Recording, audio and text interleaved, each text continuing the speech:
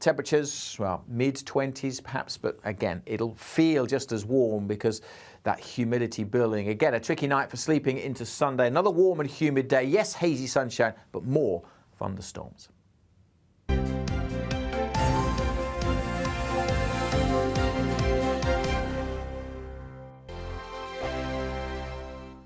First and foremost, I am a GB News fan, and I was before I was working here. Just love the fact that we're asking the questions that a lot of establishment media won't ask. With a bit of a twist, we not only want to inform you, but we want to keep you entertained. It's worth the drive because you get in and the team's all ready and waiting, they're itching to go, and it's a proper little family. GB News is the People's Channel. It's the audience that makes the programme sing. We're giving our viewers and our listeners a voice. I see the thousands of your letters, tweets, emails, you name it, coming in. Britain is broken. How on earth did we get into this mess? But more importantly, how do we get out of it? The establishment had their chance. Now we're here to represent you. It's time for something different. It's time for GB News. I'm very patriotic. I believe in Britain. Our best days lie ahead. Britain's watching. Britain's watching. Join us here on GB News. The People's Channel. Britain's news channel.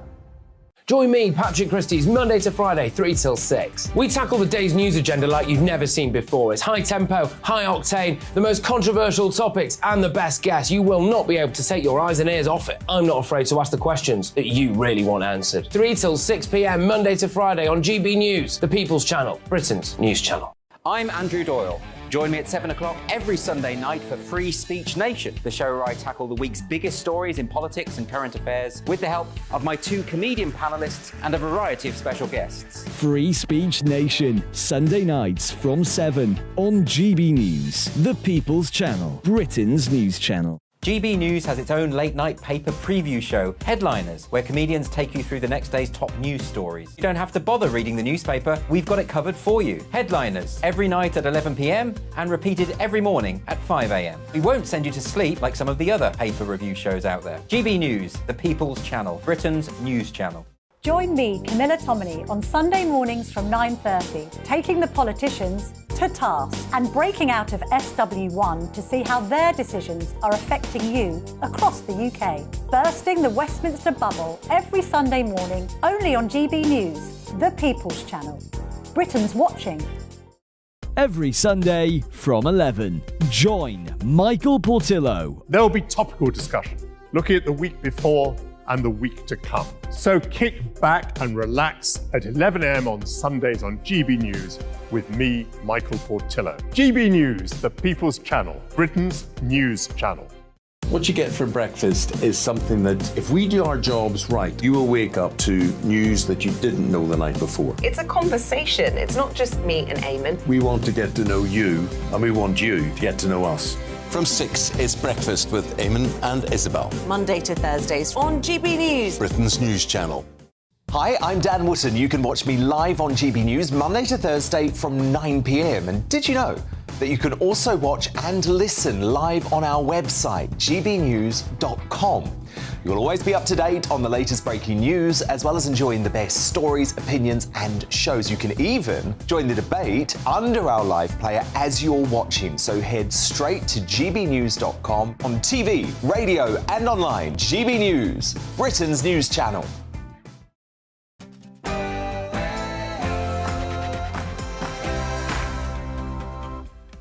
Hello and welcome to Friday Morning with Esther and Phil, coming up on this hour. Boris has been back in the thick of things this week following the release of the Privileges Committee report. We'll be talking to Tim Stanley about where he goes next. And following the horrific attacks in Nottingham, we'll be joining our GB News national reporter Ellie Costello live from the city. Early this week, mother of 3 Carla Foster was jailed after aborting her baby when she was between 32 to 34 weeks pregnant. Was it right that she was jailed? We'll be debating this with founder of Yes Matters, Gemma Aitchison, and Grace Brown from the Society of the Protection for Unborn Children. And Liz Truss exclusively revealed to GB News last night that she's still determined to fight for her Conservative values. We'll be speaking to one of her former advisers. And it's the 7th anniversary today since the murder of MP Jo Cox. We'll be discussing MP safety and whether anything has improved since. And as ever this morning, we want to hear from you, so do get involved in the show. Email us at gbviews@gbnews.com or tweet us at GBNews. But before we start, here are your latest headlines with Rhiannon Jones.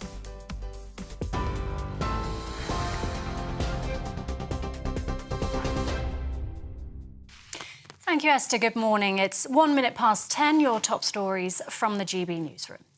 Rishi Sunak faces a battle to hold his Tory party together after Boris Johnson was found to have lied to MPs over partygate.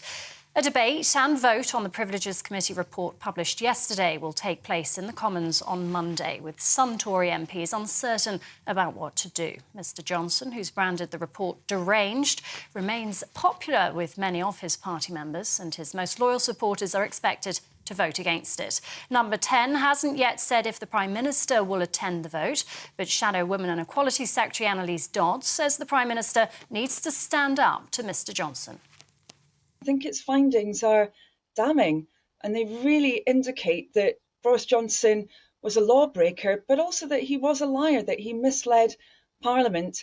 Now it's down to Rishi Sunak to actually show some backbone. You know, he's not shown backbone on this so far. The taxpayers picked up Boris Johnson's legal bill. Rishi Sunak has shown himself to be unwilling to stand up to egos in his party until now. We've got so much psychodrama still in the Conservative Party when it should be focused on delivering the people's priorities. Well, in an exclusive interview with GB News, former Prime Minister Liz Truss called the findings of the report harsh. She also told Dan Wootton, rule out a Boris Johnson return at your peril. I know that Boris got a huge mandate, and he got a mandate to get Brexit done and to change Britain. And people voted for him because he was optimistic about our country's future. He had a vision. So in the first place, what I think was wrong was Conservative MPs removing an elected Prime Minister that so many people had voted for. Absolutely. And I think that has sown the seeds of huge problems for our party. Family members of the 3 victims in Nottingham's knife attacks gave powerful tributes to their loved ones at an emotional vigil last night. Thousands lined the city centre to pay their respects to Barnaby Webber, Grace O'Malley Kumar and Ian Coates. Barnaby's mothers urged people to hold no hate, adding the monstrous individual responsible will not define us, she said. Detectives have been granted a further 36 hours to question the former university student arrested on suspicion of murder. Grace O'Malley Kumar's mum fought back tears as she addressed the crowd. She wanted to have fun, because that's what all students want. They want to enjoy themselves. And all they were doing was walking home. We're just walking home after a night out. And like Emma Webber says, this person must face justice. It just is truly so unfair. But I'll echo what my husband said yesterday. Be kind to each other, look after each other. Don't have hate in your hearts. Say prayers for my baby girl. The Duke and Duchess of Sussex's Spotify deal has ended following a mutual agreement between the two parties. Meghan Markle hosted only one podcast series as part of the deal called Archetypes, which ran for 12 episodes. The couple signed the lucrative deal with the streaming giant estimated to be worth around £18 million in late 2020. In a joint statement, they said they were proud of the series they made together. A group of MPs have concluded that energy bill support took too long to reach those most in need. The Public Accounts Committee found around 1.7 million people were left waiting months for help due to a lack of government bandwidth. It says the government must now make it clear how it will protect consumers from future price rises. Junior doctors in England are striking again today in their ongoing pay dispute with the government. Up to 47,600 members of the British Medical Association are walking out as part of their 72-hour industrial action. It's expected to lead to tens of thousands more appointments and procedures being delayed. The dispute remains deadlocked, with no talks planned amid a standoff between the BMA and government. The British Medical Association there. The strike ends at 7 tomorrow morning. And in some breaking news, the former Director General of the police watchdog has been charged with 6 counts of indecent assault and 3 sexual offences against a girl under 16. The Crown Prosecution Service says the 64-year-old allegedly committed the crimes during the 1980s, and we'll bring you more on that story as we get it.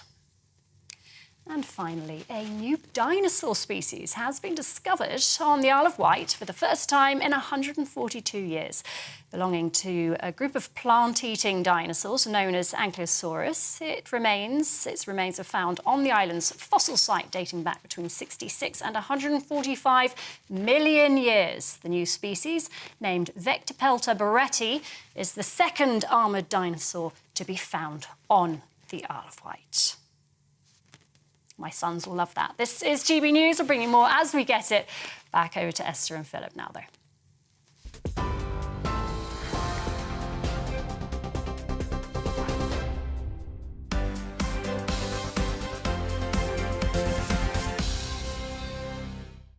Thanks, Rhiannon. I thought she was going to say back to our own dinosaur, Philip.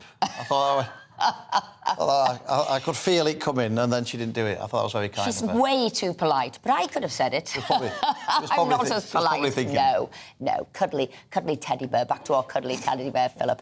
But listen, disingenuous to the point of being deliberately misleading. These are the damning words that the Privileges Committee has used to describe Boris Johnson. But the former Prime Minister branded the findings deranged, sparking a row amongst Tory MPs about whether or not to vote for the report.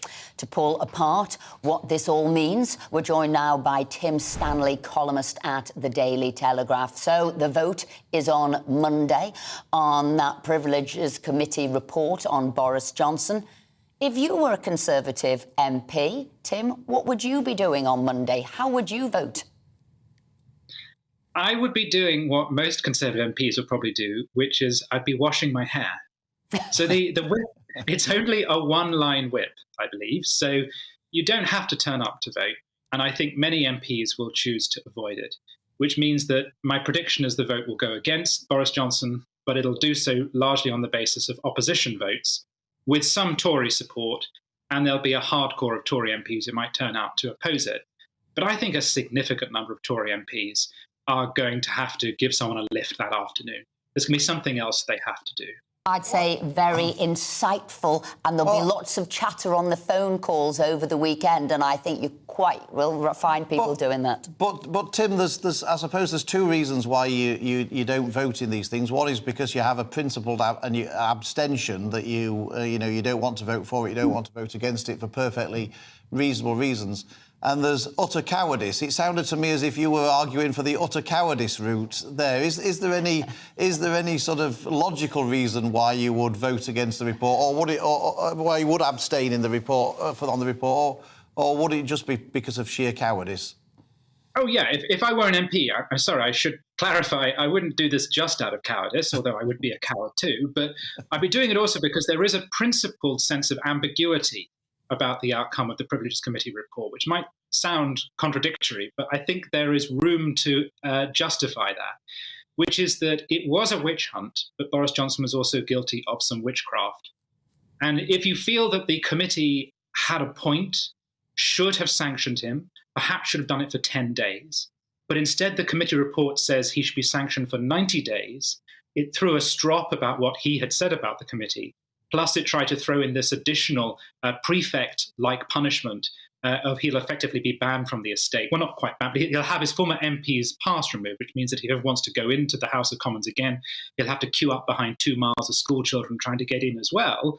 If you think that the report was onto something but pushed it too far, was petty and turned into a character assassination, then I think it's perfectly reasonable to say, I neither want to fully support Boris Johnson, about whom many of my constituents are angry because of partygate, but I also don't want to endorse this report because I think it was a kangaroo report. And a lot of the talk is that the committee overreached itself and by doing so undermined its own report. Precisely, that's the counter-argument, and also that the committee was always set against him. I mean, there's been an attempt by Team Johnson to spin this as an attack on Brexit. That doesn't quite work because, for instance, one member of the committee was Bernard Jenkins, who's very much a Brexiteer.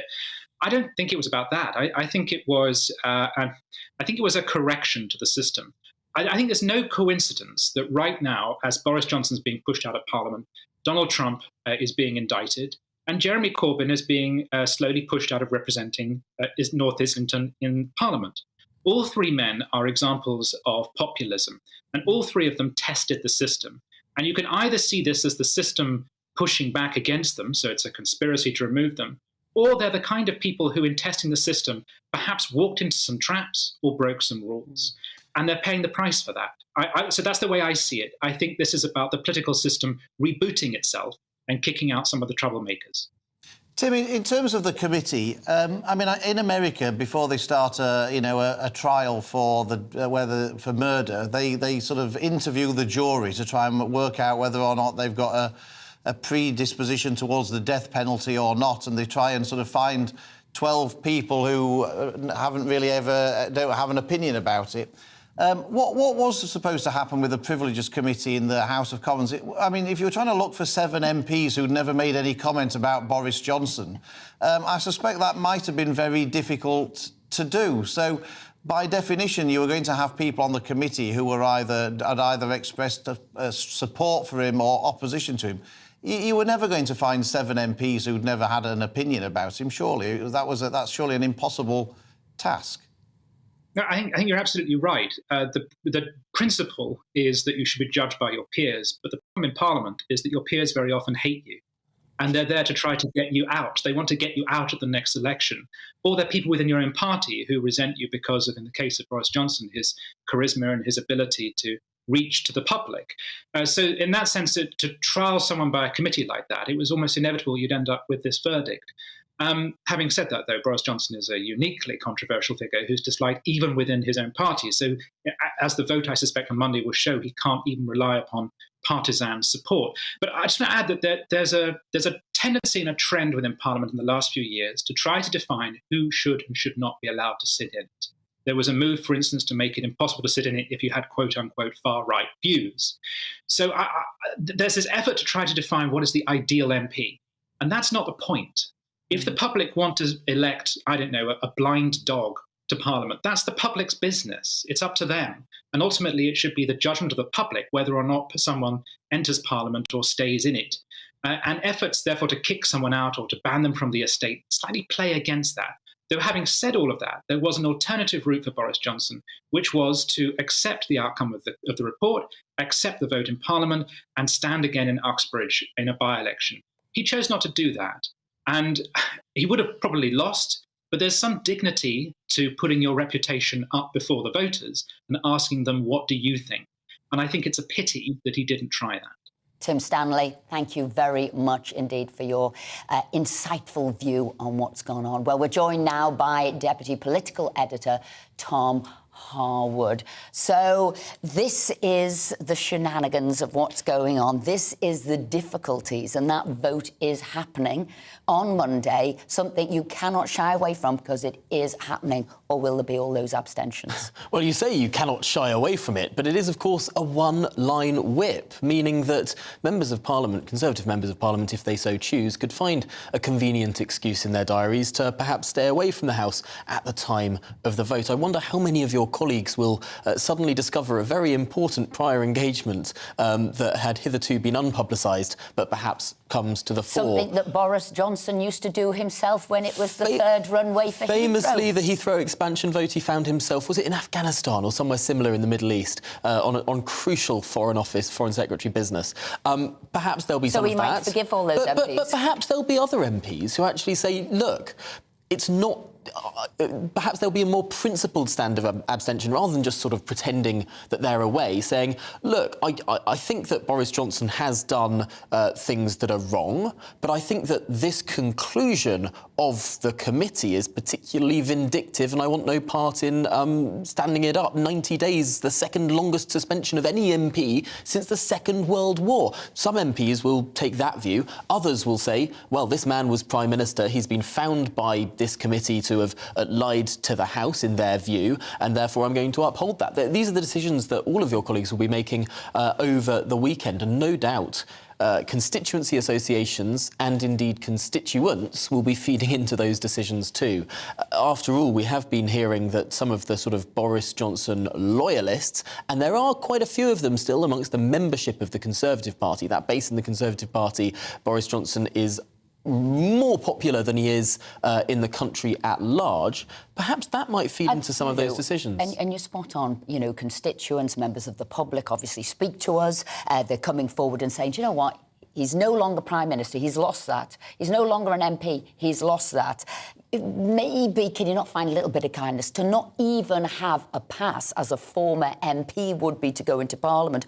All of a sudden seems just to be too petty and too much. It seems like it's a rather extreme measure, given that any former MP is entitled to a former member's pass. It's a pretty extreme and unusual thing to take away that right, to say that a former MP, someone with that stature, might not come in, might not be allowed to independently come back onto the parliamentary estate. Now, I don't think that Boris Johnson actually would be the kind of person to apply for a former member's pass. It doesn't seem to me that he'll just be sort of wandering in through carriage gates on a whim. It seems that someone of his renown might possibly not turn up to the House of Commons unless there is something for which he has specially been invited, whereby he could be escorted and wouldn't need a former member's pass. But then this gets to the point of it. This 90-day suspension recommendation, it's not a real thing. It's post hoc. Boris Johnson is no longer an MP. This is written there as perhaps some might describe as posturing.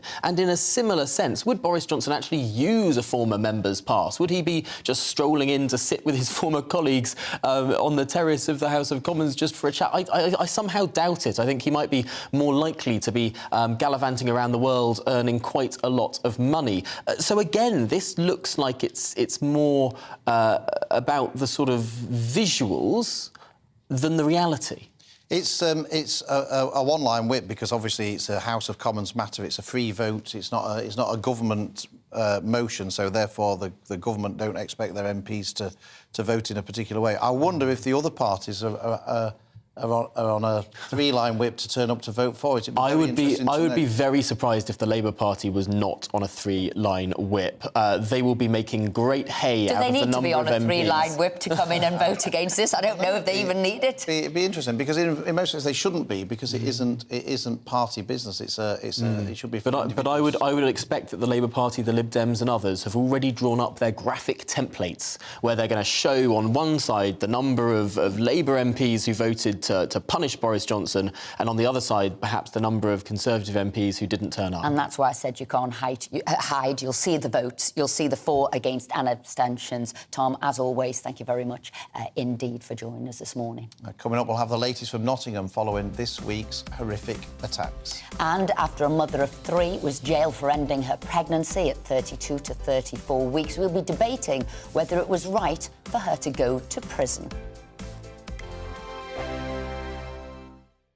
First and foremost, I'm a GB News fan, and I was before I was working here. Just love the fact that we're asking the questions that a lot of establishment media won't ask. With a bit of a twist, we not only want to inform you, but we want to keep you entertained. It's worth the drive because you get in and the team's all ready and waiting, they're itching to go, and it's a proper little family. GB News is the People's Channel. It's the audience that makes the programme sing. We're giving our viewers and our listeners a voice. I see the thousands of your letters, tweets, emails, you name it, coming in. Britain is broken. How on earth did we get into this mess? But more importantly, how do we get out of it? The establishment had their chance. Now we're here to represent you. It's time for something different. It's time for GB News. I'm very patriotic. I believe in Britain. Our best days lie ahead. Britain's watching. Britain's watching. Join us here on GB News. The People's Channel. Britain's news channel. Join me, Patrick Christie's Monday to Friday, 3 till 6. We tackle the day's news agenda like you've never seen before. It's high tempo, high octane, the most controversial topics and the best guests. You will not be able to take your eyes and ears off it. I'm not afraid to ask the questions that you really want answered. 3 till 6 p.m, Monday to Friday on GB News, the People's Channel, Britain's news channel. I'm Andrew Doyle. Join me at 7 o'clock every Sunday night for Free Speech Nation, the show where I tackle the week's biggest stories in politics and current affairs with the help of my 2 comedian panellists and a variety of special guests. Free Speech Nation, Sunday nights from 7 on GB News, the People's Channel, Britain's news channel. GB News has its own late-night paper preview show, Headliners, where comedians take you through the next day's top news stories. You don't have to bother reading the newspaper, we've got it covered for you. Headliners, every night at 11 p.m, and repeated every morning at 5 a.m. We won't send you to sleep like some of the other paper review shows out there. GB News, the People's Channel, Britain's news channel. Join me, Camilla Tominey, on Sunday mornings from 9:30, taking the politicians to task and breaking out of SW1 to see how their decisions are affecting you across the UK. Bursting the Westminster bubble every Sunday morning, only on GB News, the People's Channel. Britain's watching. Every Sunday from 11, join Michael Portillo. There will be topical discussion, looking at the week before and the week to come. So kick back and relax at 11 a.m. on Sundays on GB News with me, Michael Portillo. GB News, the People's Channel, Britain's news channel. What you get for breakfast is something that, if we do our jobs right, you will wake up to news that you didn't know the night before. It's a conversation. It's not just me and Eamon. We want to get to know you, and we want you to get to know us. From 6, it's Breakfast with Eamon and Isabel. Monday to Thursdays on GB News, Britain's news channel. Hi, I'm Dan Wootton. You can watch me live on GB News Monday to Thursday from 9 p.m. And did you know that you can also watch and listen live on our website, gbnews.com? You'll always be up to date on the latest breaking news, as well as enjoying the best stories, opinions and shows. You can even join the debate under our live player as you're watching. So head straight to gbnews.com on TV, radio and online. GB News, Britain's news channel.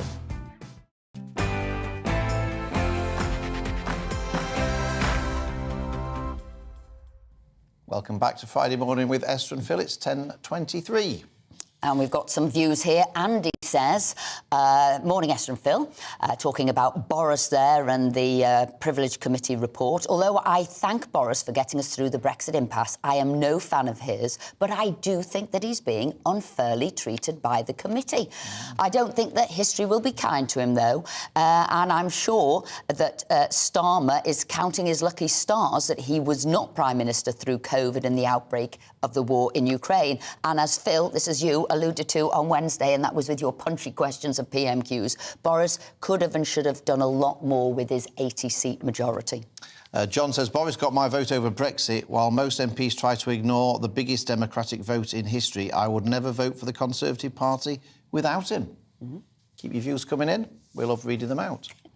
Now, detectives have been granted a further 36 hours to question a former University of Nottingham student over Tuesday's deadly knife and van rampage. Yesterday saw Home Secretary Suella Braverman lying a wreath before a vigil was held in the city's Market Square for the 2 students and school caretaker who lost their lives.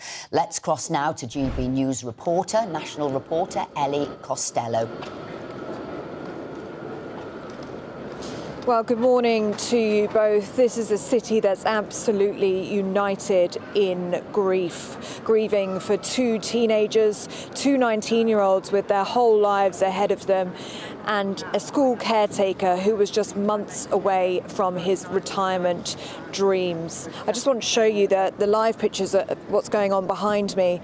Several people coming out to pay their respects, hundreds of bouquets being left here in front of the council house, which is in Old Market Square in Nottingham. You can see the balloons here, the words "Choose Love Nottingham" on one of these balloons, reminiscent of the words that were being used in that vigil last night from the mothers of Barnaby Webber and Grace O'Malley Kumar. They were asking those at the vigil to choose love and to step away from hatred. Very, very moving scenes here this morning, and incredibly moving scenes last night at that vigil when we heard from the mothers of the two killed teenagers and also the sons of Ian Coates, the school caretaker who was killed in the early hours of Tuesday morning. Let's have a listen to what they had to say. Dealing with what's happened, we still haven't took it all in, so we just wanted to say a few things. My dad was an avid fisherman, he loved his family, and he also loved his forest. The arrest. The monstrous individual who has shattered so many lives will not define us, and I know he will receive the retribution that he deserves. However, this evil person is just that. He is just a person. Please hold no hate that relates to any colour, sex or religion. It just is truly so unfair. But I'll echo what my husband said yesterday. Be kind to each other, look after each other. Don't have hate in your hearts. Now, many people listening to that will be struck by the dignity and the strength demonstrated by those grieving families taking the opportunity to give that message of love.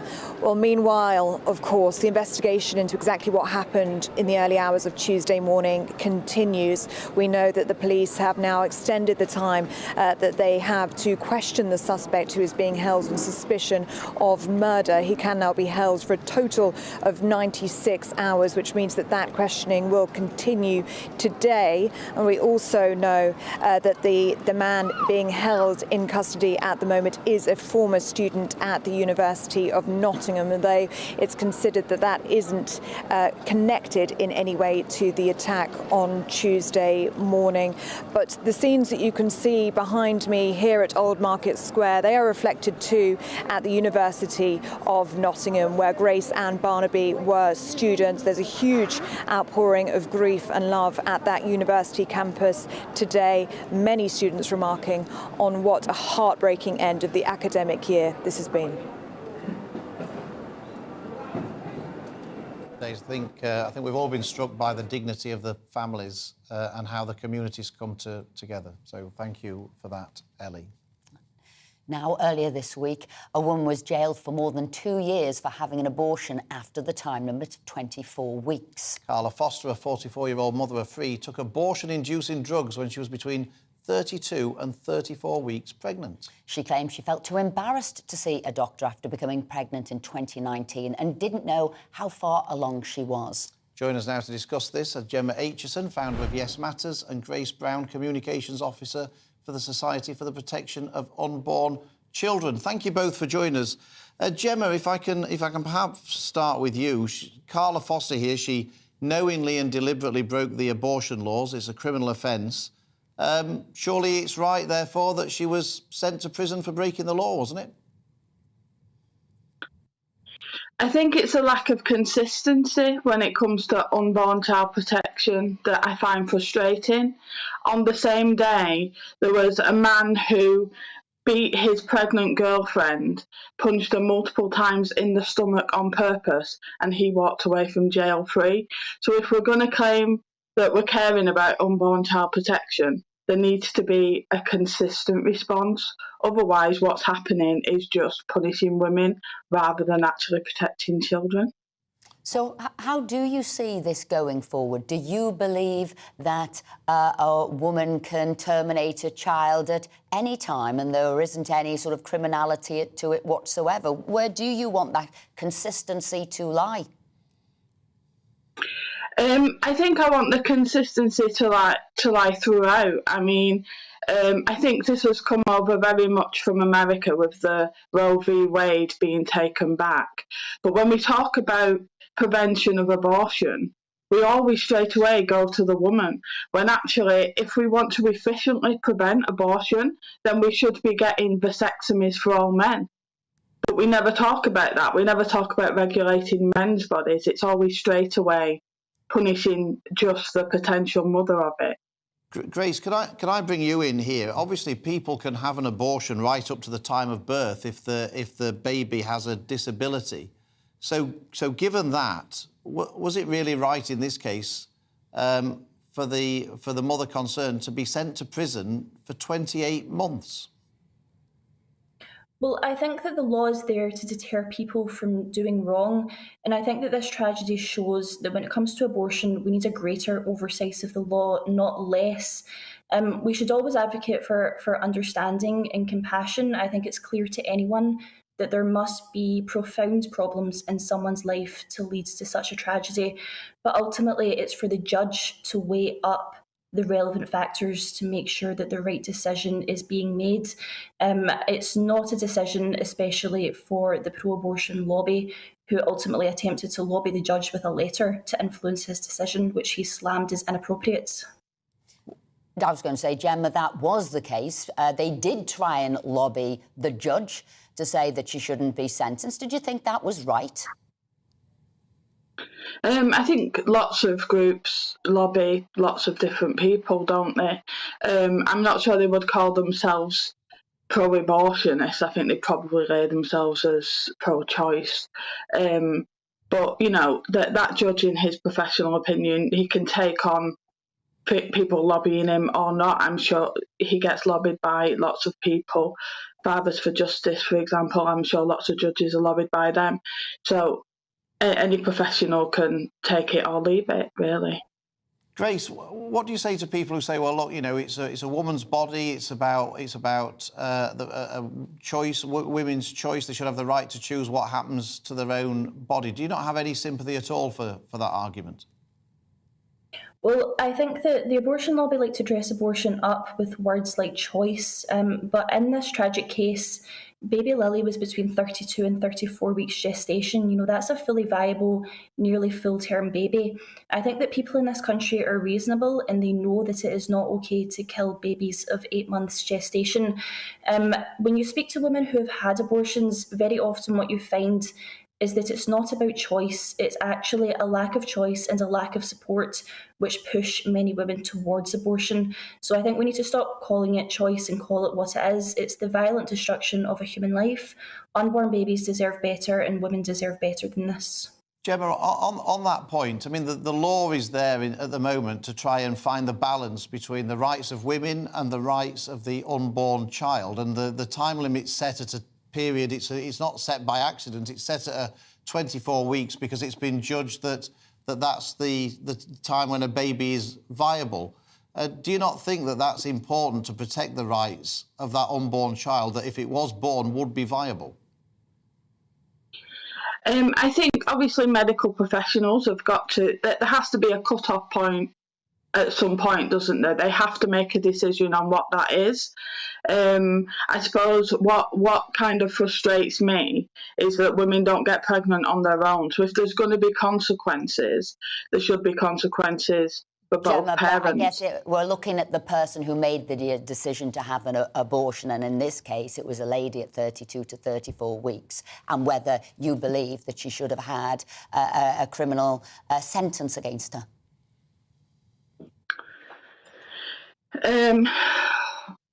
I'm not sure that it perhaps proceedings because there is a law and that it has been broken, but I'm not sure about the custodial sentence of it. Is she a risk to the public? I don't think she is. And Grace Brown, thank you very much indeed for joining us this morning, and I know this story will no doubt rumble on. Still ahead, Liz Truss has said she's determined to keep fighting for the Conservatives in an exclusive interview with Dan Wootton, and we'll be speaking to one of her former advisors. It's the 7th anniversary of MP Jo Cox's murder. We'll be joined by the Chief Executive of the Jo Cox Foundation to discuss if MP safety has tightened up. First, it's the news with Rihanna.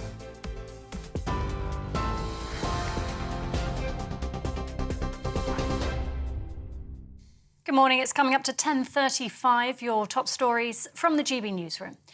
Rishi Sunak faces a battle to hold his Tory party together after Boris Johnson was found to have lied to MPs over partygate.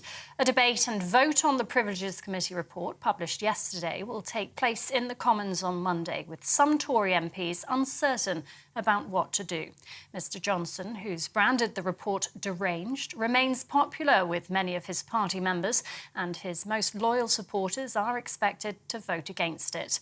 Number 10 hasn't yet said if the Prime Minister will attend the vote, but Shadow Women and Equalities Secretary Annalise Dodds says the Prime Minister needs to stand up to Mr Johnson. Family members of the 3 victims in Nottingham's knife attacks delivered powerful tributes to their loved ones at an emotional vigil last night. Thousands lined the city centre to pay their respects to Barnaby Webber, Grace O'Malley-Kumar and Ian Coates. Barnaby's mother has urged people to hold no hate, adding the monstrous individual responsible will not define us. Detectives have been granted a further 36 hours to question the former university student arrested on suspicion of murder. The former Director General of the police watchdog has been charged with raping a girl under 16. Michael Lockwood is accused of 6 counts of indecent assault and 3 counts of rape against the teenager. The Crown Prosecution Service says the 64-year-old allegedly committed the crimes during the 1980s. He left the Independent Office for Police Conduct in December after it emerged he was being investigated over a historical allegation. And by mutual agreement, Spotify has ended its lucrative deal with the Duke and Duchess of Sussex. Meghan Markle hosted just the one podcast series called Archetypes, which ran for 12 episodes. The couple signed the deal with the streaming giant, estimated to be worth around £18 million back in 2020. In a joint statement, the 2 parties said they were proud of the series they'd made together. And you can get more on all of those stories by visiting our website, gbnews.com.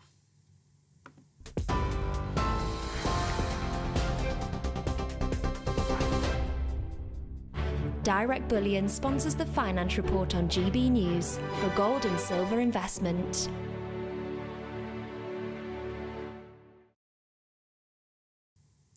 Here's a quick snapshot of today's markets. The pound will buy you $1.2790 and €1.1684. The price of gold is £1,536.25 per ounce, and the FTSE 100's at 7,677 points. Direct Bullion sponsors the Finance Report on GB News, investments that matter. Like all families, we have arguments every now and then, but actually we agree on what the mission of GB News is, and that's the most fundamentally important thing. GB News provides the kind of platform that lets all voices be heard. We don't hold back. We're free to say what we really think. Just because some people who live in a tiny little Westminster bubble think that their particular story is important, that's not the most important story for me. And often there will be difficult stories that you won't find on the establishment media. Because what people think in the north of England may be very different to what they're thinking in the home counties. We're going to carry on telling the world what life is really like for households up and down the UK. We love to be in your car, in your kitchen as you're having your breakfast. Whatever you're doing, you are part of the show. If it matters to you, it matters to us. Britain's watching. Britain's watching. Britain's watching. We're proud to be GB News, The People's Channel. Britain's news channel.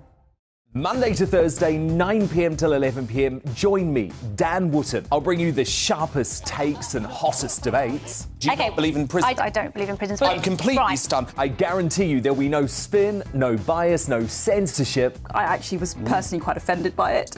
And no reason to go to bed. So I guess they've always been quite woke. That's Dan Wootton tonight on TV, radio and online. Monday to Thursday from 9 p.m. till 11 p.m. on GB News. The People's Channel. Britain's news channel.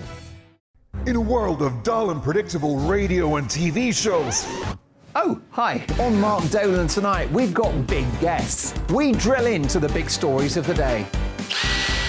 The show adds up to a brilliant listening and viewing experience.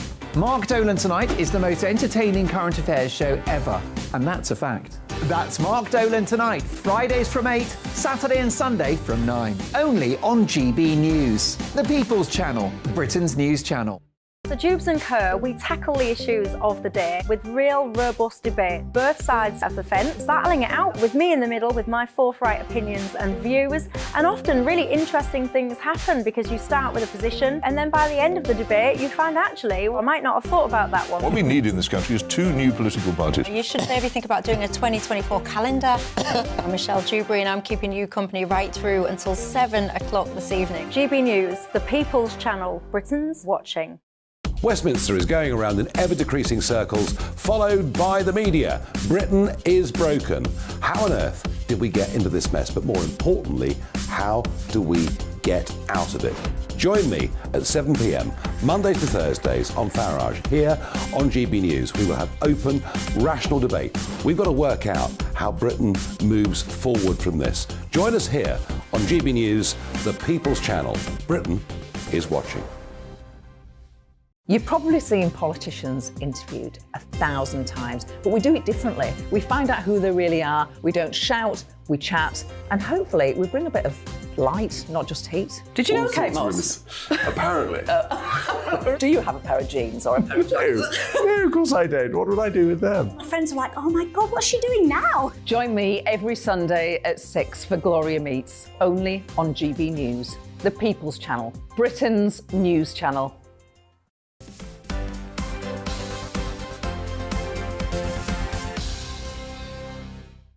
Welcome back to Friday Morning with Esther and Phil. The time's now 10:41. Now, former Prime Minister Liz Truss has done her first interview since leaving office, speaking exclusively with Dan Wootton last night. Truss told GB News the Privileges Committee's decision on Boris Johnson seemed harsh. I'm not going to question the integrity of these MPs. We do have these committees that have been set up. But it does seem to me a very harsh decision. That's my impression. Boris Johnson's Foreign Secretary, you remained loyal to him over your time in the Cabinet. What do you think his legacy is, and can he still stage a political comeback? Well, never, ever, ever write Boris off. That is something that I think is very, very clear, and I'm sure we will hear more from him. Well, let's see what former Liz Truss advisor Asa Bennett made of it. Good morning. Thank you for joining us. The theme of Dan Wootton's show last night, Asa, was that Liz Truss had been vindicated and had been forced out by unfairly by the establishment. Is that how you see it? Is that how she sees it? Well, Liz was very clear in her mind what happened, and certainly Boris, he's still very much smarting from the committee, what he really wants to call the kangaroo court and how they treated him. I think at the end of the day, he knew that the sharks were circling and there was no way out after that, given that even his aides were struggling to defend him. And so he's gone out all guns blazing in a true sort of like Butch Cassidy and the Sundance Kid. He's able to be a free man and able to be arguably more powerful outside Westminster because he's got his voice back, and I think he's going to have a column in one of the national newspapers, which we'll be hearing every week about how he would do so much better than Rishi. And the thing is, I think the thing that really struck me this week was the real show-stopping question, Prime Minister's questions from, I think it was a member for Shipley, yourself, Phil, when you sort of pointed out that, this so-called bastion of conservatism, and yet he's one trying to charge people, what was it, to crack down on 2-for-1 meals. Should a Conservative government be doing this? And obviously it was up to then Rishi to decide whether he's going to, pivot or not. But at the same time, when Boris... Asa, can we get back to Liz? Can we get back to Liz as an advisor of Liz? Does she recognise that she did mistakes and that's how she left office? Or does she think now she was unfairly hounded out? Sorry, I think with Liz, it's that she recognises there were mistakes. She's made clear then, now, and will continue being clear that she went too far too fast. And in terms of being hounded out, I think, look, politics is rarely fair. And so, given how miserable the situation was at the end, clearly she knew she had to sort of draw a line under it, to sort of jump before she was in the end pushed. Yes, the party has been lumped with, Theresa May for 3 years. It's staggered on. But obviously, clearly the party was more sort of impatient and it was not sustainable. At the same time, my personal view is that the reason why it did not go the distance is because Liz, she's naturally and by temperament, a fighter. She fights for what she believes. And at the same time, when she went in, after a very fractious leadership contest, she was trying to pick too many fights too fast. She was not only trying to fight the sort of mainstream media consensus about economics, she was also trying to, fight the opposition and also fight the energy crisis and also oppose Putin and the war in Ukraine. And so at some point, clearly something had to give. Just quickly, if you can, what's the future for Liz Truss on the backbenches? Is she going to be the new Ted Heath, sniping from the backbenches at her successor, or is she going to be supportive of the Prime Minister? I imagine she'll be supportive of any Prime Minister who stands up for growth and conservative values. At the same time, maybe she'll be continuing to go on the road with Dan and have a proper road show, really banging the drum for proper pro-growth policies. Asa Bennett, thank you so much indeed for taking the time to join us this morning. Didn't quite answer your question there. Asa should be a politician. He gave a very political answer. He gave a very good politician's answer.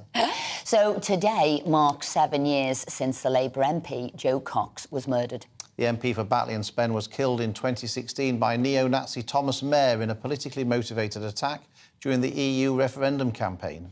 Sue Moore, CEO of the Jo Cox Foundation, joins us now. So, have times got better for politicians? I think that's a really difficult question, but I think the answer is probably no. We've seen that instances of abuse and intimidation of elected politicians have gone up over the last 7 years, and that's not just parliamentarians, but it's also local politicians. There's a particularly worrying growth in the amount of abuse that local councillors face as well. Sue, the Jo Cox Foundation tries to bring more civility into the political discourse. Jo Cox's sister, Kim Ledbetter, who's now the current MP for Batley and Spen, has sort of said that MPs need to take some responsibility for these issues, that in terms of the toxic culture, the personal attacks. Do you think that Kim's right, that actually it's no good politicians just saying we demand to be treated with more respect when they don't treat each other with enough respect?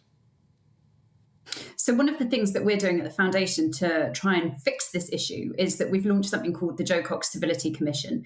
And what the Commission aims to do is find solutions to this problem of abuse and intimidation, because it's really complex and there's lots of different sectors who need to be involved. And at the moment, we're in a research phase where we're talking to lots of people, including people who are going through that experience of abuse and intimidation. And it is true that a number of people, both at a national and local level, are saying that it's the language that is used by other people in the political landscape that is problematic, that when members of the public see politicians being abusive towards each other, it doesn't encourage members of the public to then feel that they have to treat the politicians with respect. Mm. I mean, social media is often blamed for this sort of rise in sort of attacks and unpleasantness in politics. Do you see social media as a big problem in this? There's definitely been a link in the growth of abuse and intimidation and the rise of social media. And I think that's because it just makes it much easier to target politicians. Whereas before you would have had to get an envelope and a stamp and send your letter in. Now you can just sit behind your keyboard and send something that's abusive. So yes, there is an issue with social media.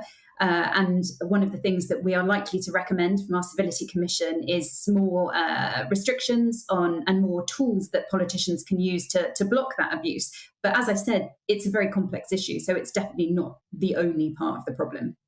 Sue Moore, Chief Executive of the Jo Cox Foundation, thank you so much for joining us this morning on Jo Cox's the 7th anniversary of her tragic murder, and we're delighted that through you, her legacy lives on. Well, we're now joined in the studio by former Labour MP Simon Danchuk and former UKIP leader Henry Bolton to go through the stories today, the top stories that are still evolving. And, of course, it has to be the Boris Johnson one. Simon, there. We talked about the big vote on Monday. It's a one-line whip. You would have been a Labour MP. Would you have needed a three-line whip, or would you have been voting against Boris? I suspect that whilst it's a one-line whip, so MPs don't have to be there on any side of the House, I suspect informally that Labour are whipping and getting as many of their MPs there as possible. If I'm being truthful, I probably wouldn't have turned up to vote, actually. I would have stayed in the constituency working in Rochdale, representing the people up there rather than coming down to vote on this instance. But I do think we should have a period of silence from Boris. I have admiration for him. He's a communicator. He delivered Brexit, everything else. But I think what he needs to do is stay quiet, move on from this. He's lost the battle. There's no doubt about that. And I think the public really needs some space now to start looking. We're moving towards a general election. They need space. The public needs space to be able to judge who they want at the next general election. And we need time to be able to scrutinise all the political parties, and the Boris circus is interfering with that. Henry, going back to the interview before with Sue about the Joe Cox Foundation and actually the toxic culture that politicians are putting against one another, do you think this vote that some people see is slightly vindictive, where the Privileges Committee have overreached its remit? Do you think this is unhelpful for that, as I say, toxic nature between parliamentarians? Esther, I think that's a very good question, and I think the answer is yes, it is unhelpful.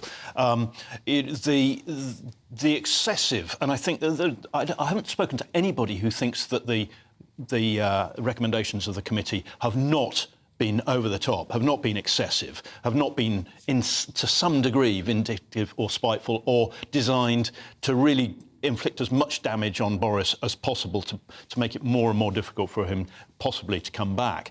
And I think what we've seen in politics for the last few years has been an increasing antagonism, an increasing tendency to win political points, not by saying this is what we can do for you, but this is how bad those people are, that person is.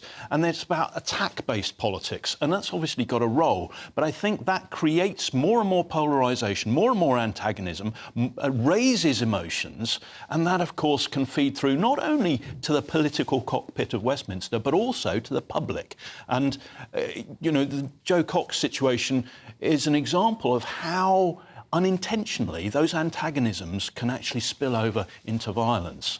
Simon, what is it about Boris Johnson? I mean, I always think with the Israel-Palestine conflict, some people can see no wrong in Israel and some people can see no wrong in Palestine. And Boris Johnson seems to have a similar situation. I mean, there are people who think he can do no wrong.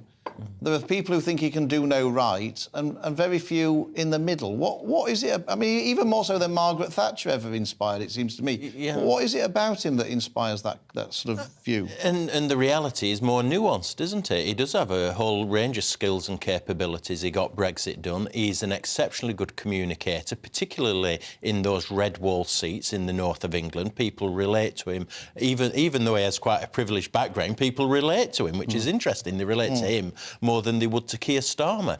But he does as well. I mean, the blob, or I don't know what we call it at the moment, but, this metropolitan elite that we have in certain parts of the country hate him with a vengeance. On the Privileges Committee, I think it's really shown Parliament in a bad light. And many of the members of the public won't be familiar with some of the characters that sit on it.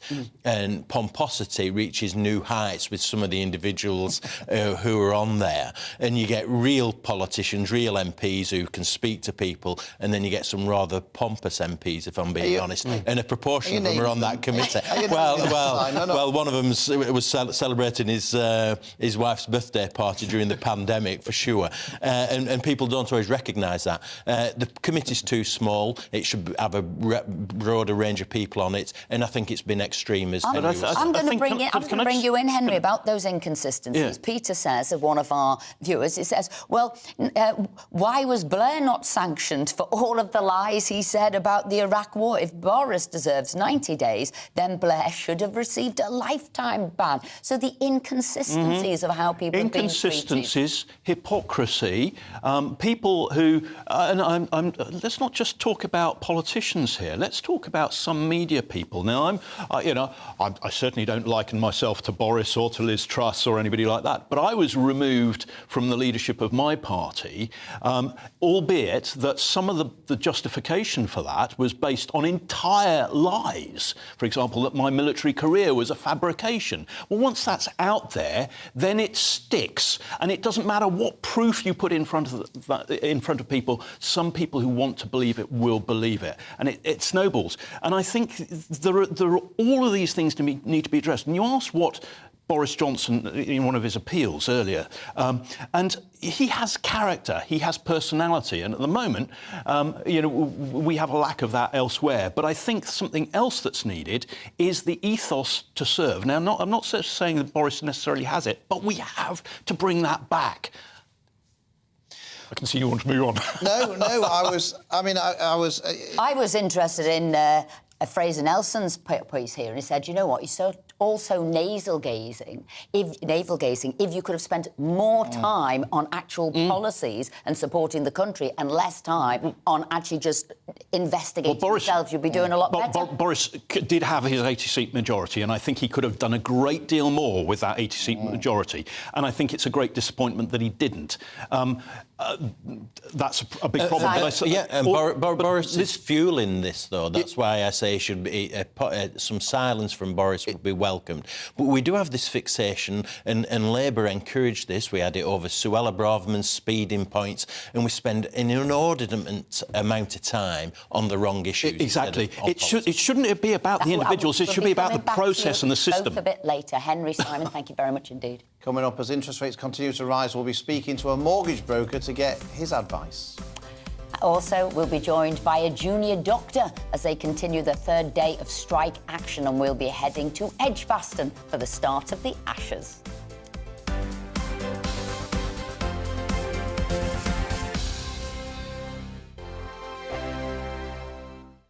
First and foremost, I am a GB News fan, and I was before I was working here. Just love the fact that we're asking the questions that a lot of establishment media won't ask. With a bit of a twist, we not only want to inform you, but we want to keep you entertained. It's worth the drive because you get in and the team's all ready and waiting, they're itching to go, and it's a proper little family. GB News is the people's channel. It's the audience that makes the programme sing. We're giving our viewers and our listeners a voice. I see the thousands of your letters, tweets, emails, you name it, coming in. Britain is broken.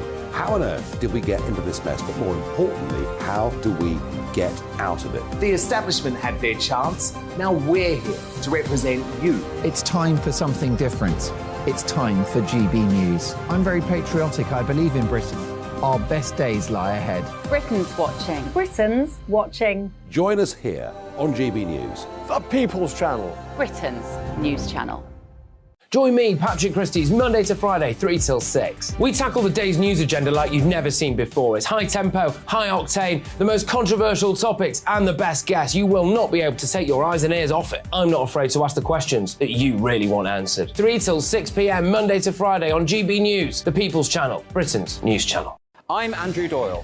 Join me at 7 o'clock every Sunday night for Free Speech Nation, the show where I tackle the week's biggest stories in politics and current affairs with the help of my 2 comedian panellists and a variety of special guests. Free Speech Nation, Sunday nights from 7 on GB News, the People's Channel, Britain's news channel. GB News has its own late-night paper preview show, Headliners, where comedians take you through the next day's top news stories. You don't have to bother reading the newspaper, we've got it covered for you. Headliners, every night at 11 p.m, and repeated every morning at 5 a.m. We won't send you to sleep like some of the other paper review shows out there. GB News, the People's Channel, Britain's news channel. Join me, Camilla Tominey, on Sunday mornings from 9:30, taking the politicians to task and breaking out of SW1 to see how their decisions are affecting you across the UK. Bursting the Westminster bubble every Sunday morning, only on GB News, the People's Channel. Britain's watching. every Sunday from 11. Join Michael Portillo. There will be topical discussion, looking at the week before and the week to come. So kick back and relax at 11 a.m. on Sundays on GB News with me, Michael Portillo. GB News, the People's Channel, Britain's news channel. What you get for breakfast is something that, if we do our jobs right, you will wake up to news that you didn't know the night before. It's a conversation. It's not just me and Eamon. We want to get to know you, and we want you to get to know us. From 6, it's Breakfast with Eamon and Isabel. Monday to Thursdays on GB News, Britain's news channel. Hi, I'm Dan Wootton. You can watch me live on GB News Monday to Thursday from 9 p.m. And did you know that you can also watch and listen live on our website, gbnews.com. You'll always be up to date on the latest breaking news, as well as enjoying the best stories, opinions and shows. You can even join the debate under our live player as you're watching. So head straight to gbnews.com on TV, radio and online. GB News, Britain's news channel.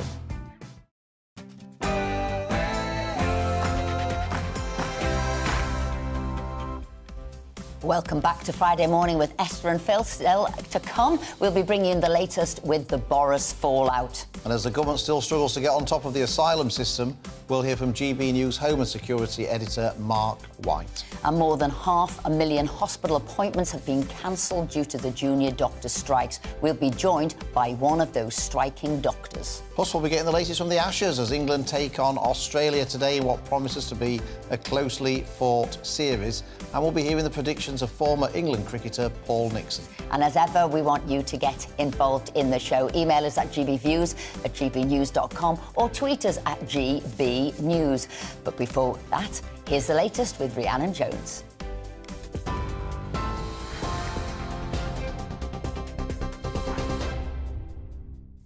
Good morning. It's just gone 11 o'clock. Your top stories from the GB newsroom. Rishi Sunak faces a battle to hold his Tory party together after Boris Johnson was found to have lied to MPs over partygate. A debate and vote on the Privileges Committee report published yesterday will take place in the Commons on Monday, with some Tory MPs uncertain about what to do. Mr Johnson, who's branded the report deranged, remains popular with many of his party members, and his most loyal supporters are expected to vote against it. Number 10 hasn't yet said if the Prime Minister will attend the vote. But Shadow Women and Equality Secretary Annalise Dodds says the Prime Minister needs to stand up to Mr Johnson. I think its findings are damning, and they really indicate that Boris Johnson was a lawbreaker, but also that he was a liar, that he misled Parliament. Now it's down to Rishi Sunak to actually show some backbone. You know, he's not shown backbone on this so far. The taxpayers picked up Boris Johnson's legal bill. Rishi Sunak has shown himself to be unwilling to stand up to egos in his party until now. We've got so much psychodrama still in the Conservative Party when it should be focused on delivering the people's priorities. In an exclusive interview with GB News, former Prime Minister Liz Truss called the findings of the report harsh. She also told Dan Wootton, rule out a Boris Johnson return at your peril. I know that Boris got a huge mandate, and he got a mandate to get Brexit done and to change Britain. And people voted for him because he was optimistic about our country's future. He had a vision. So in the first place, what I think was wrong was Conservative MPs removing an elected Prime Minister that so many people had voted for. Absolutely. And I think that has sown the seeds of huge problems for our party. The deadline for questioning the suspect in the Nottingham knife attacks expires later. Detectives were granted a further 36 hours to question a former university student arrested on suspicion of murder. Last night, family members of the 3 victims gave powerful tributes to their loved ones at an emotional vigil. Thousands lined the city centre to pay their respects to Barnaby Webber, Grace O'Malley Kumar and Ian Coates. Grace O'Malley Kumar's mum fought back tears as she spoke to the crowd. She wanted to have fun, because that's what all students want. They want to enjoy themselves. And all they were doing was walking home. We're just walking home after a night out. And like Emma Webber says, this person must face justice. It just is truly so unfair. But I'll echo what my husband said yesterday. Be kind to each other, look after each other. Don't have hate in your hearts.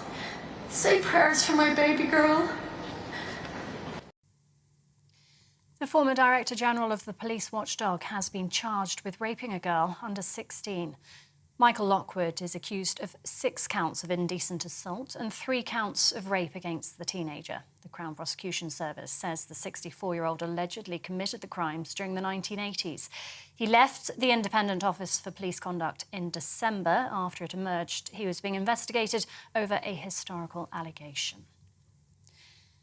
By mutual agreement, Spotify has ended its lucrative deal with the Duke and Duchess of Sussex. Meghan Markle hosted just the one podcast series as part of the deal called Archetypes, which ran for 12 episodes.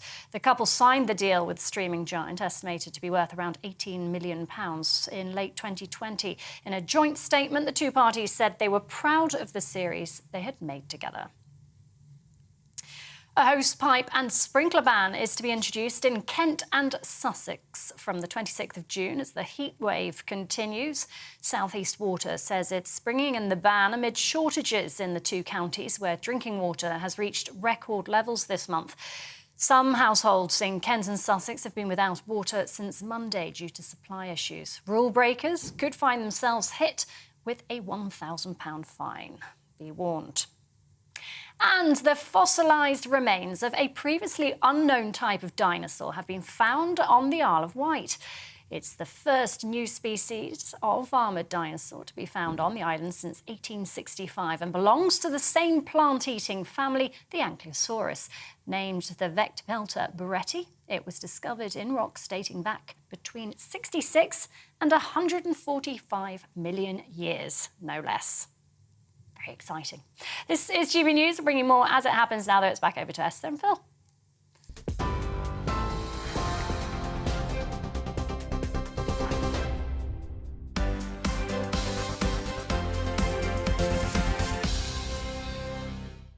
Thanks, Rhiannon. Now, disingenuous to the point of deliberately misleading. These are the damning words that the Privileges Committee had used to describe Boris Johnson. Well, the former Prime Minister branded the findings deranged, sparking a row amongst Tory MPs about whether or not to vote for the report. Well, to pull apart what this all means, we're joined by senior political correspondent at the Daily Express, Christian Calgie.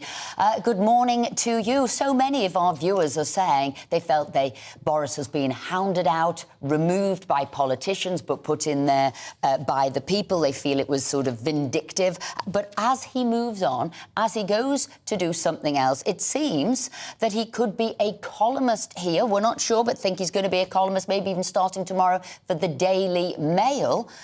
How will this play out for the Prime Minister, Rishi Sunak?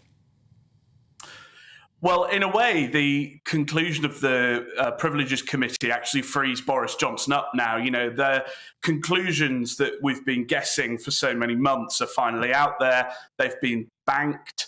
And he can now, go off and, he's going to be in very high demand. He won't go away. The idea that he's going to run off with his tail between his legs and leave Rishi Sunak to get on governing without any distractions is for the birds, I'm afraid. That's not what Boris Johnson is about. And I think if the last week or two of debate or anything to go by, we are going to be talking about Boris for a very long time, and this Daily Mail column is going to help him in that endeavour. What does all this mean for Bernard Jenkins, Christian? I mean, obviously, lots of people are unhappy with the report. Certainly, lots of Boris supporters are, and of course, there's this accusation that Bernard Jenkins took part in a party himself in Parliament. Has this got a long way to run yet, or is this sort of simply an attempt to distract from what's been happening to Boris? Well, I don't think it's fair to describe it as a distraction because, as far as I'm aware, the facts are the facts, and he seemingly messed up. I know he's yet to formally comment, and police are now looking into it. what I would say is that, the Privileges Committee can carp and complain as much as they like about Boris Johnson supporters, calling them a kangaroo court or biased or whatever term they want to use. But the reality is they have been very politically unsavvy. They, got rid of Chris Bryant and then installed Harriet Harman, despite her being just as, if not more, outspokenly biased against Boris Johnson. Then you had Bernard Jenkin. Then you had them seemingly change the terms of the investigation. So the report itself might be entirely factual. That's what they think. That's what a lot of people will think. But they have not covered themselves in glory, and they have almost delegitimized themselves, and they have certainly created a very large space for Boris Johnson and his supporters to cry foul from now until the end of time, and open up, leave politics for now with a sense that not everything that went wrong was his fault. And from Brexit to partygate to the Privileges Committee, actually he has been under sustained fire from certain forces for a very long time because certain people didn't want him anywhere near power. Well, and Christian, although he was guilty of deliberately misleading Parliament in false denials, but there's no hard proof of that, is there, in this report? No, I mean, it's a very mixed picture. I think on the one hand, they make a lot of assumptions. They talk retrospectively and with a great deal of hindsight about, how logical processes may have worked in his mind and, what he was told at the time. I think the case with Boris, and it may not be a popular thing to say, but it's a very good trait amongst politicians, is he does quite often genuinely believe what he's saying, even if he has to occasionally mentally contort himself into that position. So I don't think if you stuck Boris on a lie detector test, it would have buzzed, because I think he did believe that he'd been told they were in the rules. He may not have fully understood the rules. I don't think it was malicious. And that's why I think actually the report was nowhere near nuanced enough to placate large portions of, SW1, the Tory membership, Boris Johnson loyalists. And I think you read the report and there was this dissonance, right? On the one hand, they were trying to look like a court. They were trying to, carry out things by due process. There was all this underhand meddling going on. And then you read the report and it's very, very politically charged. It's quite sassy. It doesn't pull its punches. And I think, once again, I come back to the point, they frittered away their own legitimacy in many ways. And they could have come out of this smelling a lot more like roses if they'd behaved themselves better. Christian, just quickly, you're the insider's insider in Parliament. We all know that. What's happening with Nadine Dorries? Is she actually going to resign her seat, or has she changed her mind completely and she's gonna hang around? Come on, you tell us what's going to happen. Goodness me, trying to get inside the mind of Nadine, it's a difficult task. My gut is that she will go. I think she's played this in a rather amusing way, actually. I was speaking to a Boris ally back when we were still debating whether there'd be more resignations beyond her and Boris and Nigel Adams, and they were saying actually that if anyone else was to go, it might be sensible to delay the departure so you spread out the by-elections and cause Rishi Sunak a bit more damage. And actually, I think that's what Nadine is doing here. And I think she's a wily character, and it's proved very entertaining. Christian, thank you very much indeed for joining us. I thought she'd sort of left Nigel Adams in the lurch, to be honest, but maybe she's also said now she wants to do her own inquiry into what happened over her peerage. So she's demanding WhatsApp messages, she's demanding all kinds of correspondence. So that will rumble on as well, won't it? And I think I know she's writing an autobiography about her time in government, and I can anticipate that will be the must-read of the year. Christian, thanks ever so much. Our viewers, I'm trying to find one that sums up what most of our viewers are saying, and Sue's is one. She says, I voted Conservative for 50 years. I'm no supporter of Boris and never voted for him. for the leadership of the party.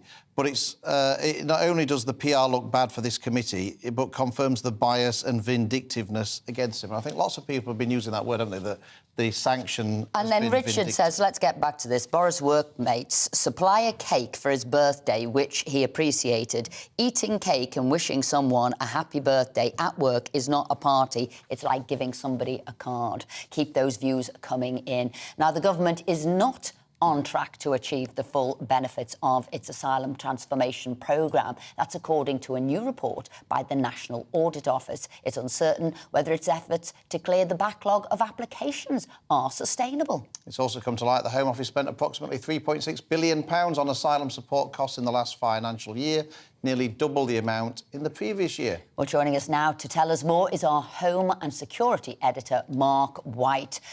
Mark, bring us up to speed then with what's happening. Well, this is a complicated old mess. Strap yourselves in, I'll try and explain. It's going to require a level of concentration. Another mess. You may zone out halfway through this explanation. But those coming to the UK and applying for asylum, currently waiting that initial first decision is 173,000. Within that figure, though, there is a legacy backlog as well there was a backlog of about 100,000. Now, these are people that have been waiting some considerable time, and I mean, we're talking years for an initial decision. Rishi Sunak made an announcement that he was going to get rid of the backlog, that legacy backlog, by the end of this year.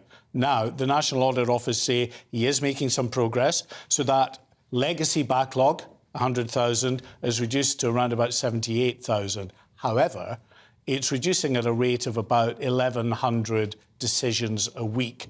And the National Audit Office say, you do the calculations, there's no way that you can get rid of that legacy backlog, as Rishi Sunak is claiming, by the end of the year. Then there's another issue to factor into this. While you're dealing with the legacy backlog, you're not dealing with the ever-increasing number of asylum seekers who are entering the system on a daily basis. And 1,100, I told you, was the figure that they are processing them each week.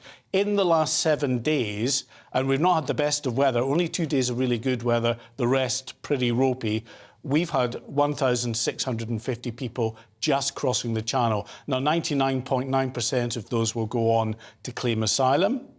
But it's not just the people crossing the channel, people in the backs of lorries, people who are overstaying visas and get caught working illegally, often go on to claim asylum. So all kinds of factors there. This overall number of asylum people in the system waiting for that initial decision will continue to grow. Yes, you can deal with the backlog, but it's still an ever-expanding number. Mark, I've been in a situation before, so I would have worked in DWP, and you might have said there was a backlog in benefits. So what are the things that you can do? So you either employ more people, you can get a smoother system, you can refine the process, smooth out the process, or maybe in this instance, not like DWP, but in this instance, maybe there will be a clearer view on how to get to no or how to get to yes, and maybe no if we're wanting less people come in. So if he deployed any of those things, could he get on track? Could the NAO be wrong? Yeah, I mean, there's one thing he could do,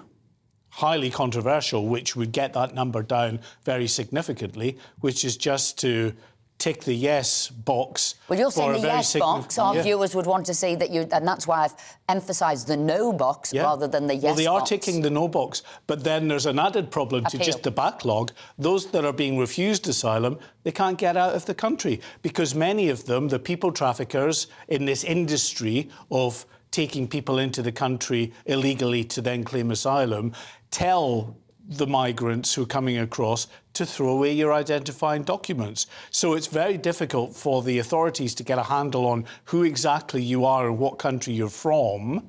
And even if they establish the country without the identifying documents, depending on the country and the regime, Iran, for instance, they're not going to take it. And we've not got enough places in Rwanda either to take all of those people. Well, I was going to say the solution that Boris Johnson and Rishi Sunak both agree about is deporting people to Rwanda to have their asylum cases either heard there or they're left there.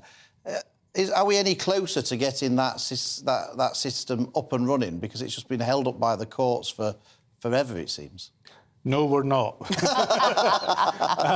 Sadly, we're still mired in a legal challenge, right? We're expecting the Court of Appeal in a matter of weeks to come away with a decision. Now, if they, as other courts have all done, say that, yeah, no, look, this is perfectly lawful, Rwanda is a safe country, there's not anything wrong with this deal, you can go forward. Rishi Sunak has apparently said that he's still not going to get the planes off the ground. I mean, that might change, you never know. But the indications from Downing Street is that the planes won't leave at that point. They're going to wait for the whole process to be done, which will inevitably be another appeal, this time to the Supreme Court, and you won't get a decision on that. Well, you'll be lucky if you get a decision before the end of the year. Right. Well, gosh. Well, it has to be sorted. Those no's do have to be ticked. People do need to be getting on planes. And I'm ending on an optimistic note, because whereas people thought we can't do anything about Just Stop Oil, we are now moving them. We are getting past those protests. So, as I said, crack on. We need this to be done. But thank you for giving us what seem like insolvable problems. Well, I apologise to the audience who probably did zone out during that particular explanation. Not on this subject, I don't think they do. I think they get very excited. Might got a cup of coffee, a couple of shots of caffeine, but we all were listening. Anyway, still to come, more than 500,000 hospital appointments have reportedly been cancelled since junior doctors have been on strike. Well, we'll be joined by a doctor who is striking for the first time today. Like all families, we have arguments every now and then, but actually we agree on what the mission of GB News is, and that's the most fundamentally important thing. GB News provides the kind of platform that lets all voices be heard. We don't hold back. We're free to say what we really think. Just because some people who live in a tiny little Westminster bubble think that their particular story is important, that's not the most important story for me. And often they will be difficult stories that you won't find on the establishment media. Because what people think in the north of England may be very different to what they're thinking in their home counties. We're going to carry on telling the world what life is really like for households up and down the UK. We love to be in your car, in your kitchen as you're having your breakfast. Whatever you're doing, you are part of the show. If it matters to you, it matters to us.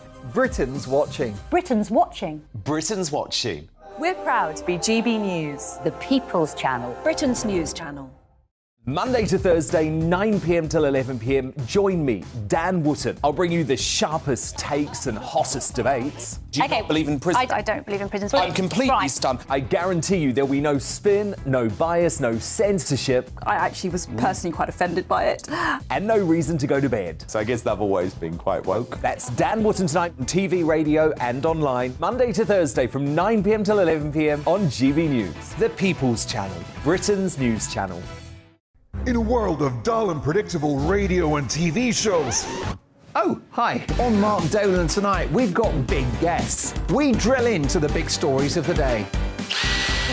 The show adds up to a brilliant listening and viewing experience. Mark Dolan Tonight is the most entertaining current affairs show ever, and that's a fact. That's Mark Dolan Tonight, Fridays from 8, Saturday and Sunday from 9. Only on GB News, the People's Channel, Britain's news channel.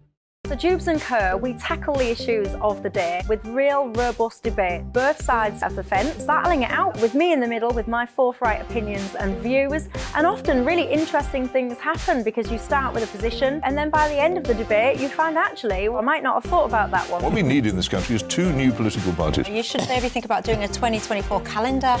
I'm Michelle Dewberry and I'm keeping you company right through until 7 o'clock this evening. GB News, the People's Channel, Britain's watching.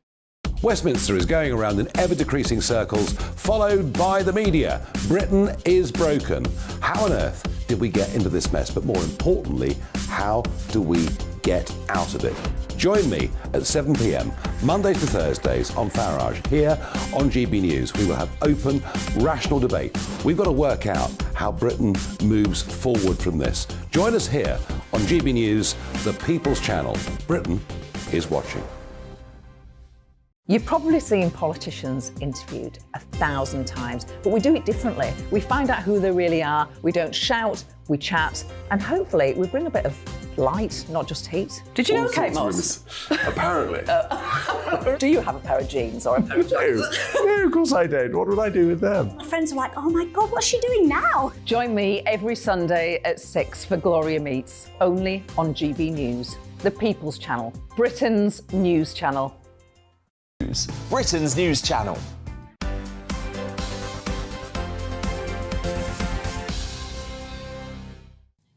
Welcome back to Friday Morning with Esther and Phil. The time now is rapidly approaching 11:24.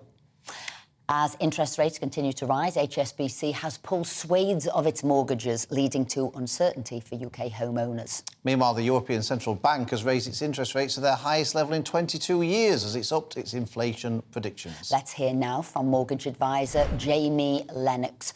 Hello, Jamie. How serious is the situation now for those with a mortgage? Hello, guys. So yeah, it's been a tricky couple of weeks in the mortgage industry. We've in this period where a lot of the money markets are now expecting that the base rate may need to go higher, and quite quickly lenders are withdrawing products with little to no notice, which is resulting in panic and despair for a lot of customers trying to secure a rate before it disappears. What, Jamie, do you think people should do if you've got a mortgage and you're just coming out of your fixed rate term and you're looking what to do? What would your advice be to people? Because people will be concerned at the minute. Definitely. So the key thing is there is so much uncertainty at the moment in time. We don't know how the next few months or the rest of the year is going to pan out. But our top tip will be always seek advice from an expert, whether that's speaking to your bank, whether that's speaking to a broker that can give tailored advice to your situation and circumstances. And our biggest tip would be is don't bury your head in the sand. We appreciate it's a challenging time for everyone, but get in early. You can apply for a remortgage up to 6 months in advance before your deal comes to an end. So the sooner you start the process, you can start to plan for these changes that kind of come afoot. And any good broker, if the market does calm down in that 6 months, will always look to revisit your options if there is a better deal that arises. Yeah, you see, we had to do ours, didn't we, Phil? And we had to reset our mortgage, get a new deal, as it were. But it's not always that easy, because you can't always come out of the deal you've got, because you've got a penalty of thousands and thousands of pounds to pay back. And then, I'm being honest with you, like for us, you know, your mortgage has gone up by hundreds of pounds a month. This is the problem now people are facing. 100%. And it's knowing what's right to do for yourself. So some people will instantly think, well, I'm not in that 6 month window to secure a new deal now with a new lender or my current lender. But, you know, rates are on the upward trajectory. What do I need to do? Do I come out of my deal early, take these penalties on a hit? And ultimately, everyone's situation is going to be different around this. So we need to make sure that you are getting the right advice.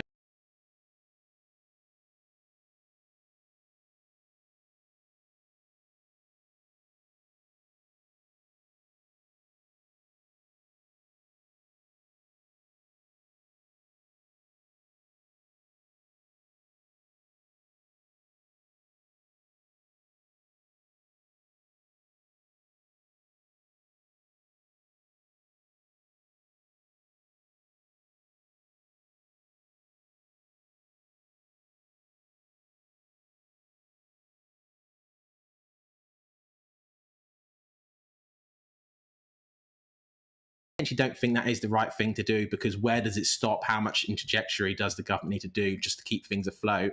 And it should be, to manage inflation, should be down to the Bank of England.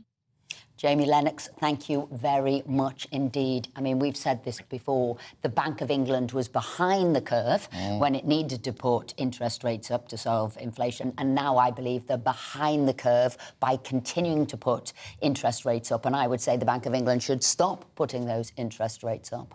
Anyway, junior doctors have threatened to walk out indefinitely if the government gave into their demands for an inflation-busting pay rise. The British Medical Association has told ministers they must boost pay by at least 35% if they want to bring the industrial action to an end. This is the third day of strike action this week, and we're now joined by junior doctor, Dr. Basha Mukherjee. I hope I've pronounced your surname right there. So, today's, first time you've striked. Why did you decide to go on strike today and not before?